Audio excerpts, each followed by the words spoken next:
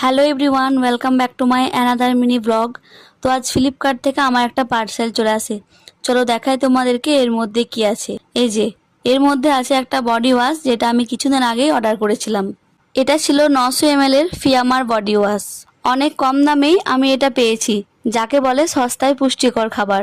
এটার দাম এখানে লেখা আছে 500 টাকা, বাট আমি এটাকে 225 টাকাতে কিনেছি। এখনো অফার চলছে, তোমরা চাইলেই কিনতে পারো। আর এই পার্সেলের বক্সটা দিয়ে আমি গুবুকে একটা গাড়ি বানিয়ে দিয়েছিলাম।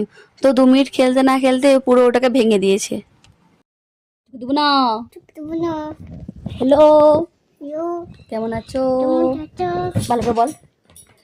ডুবু।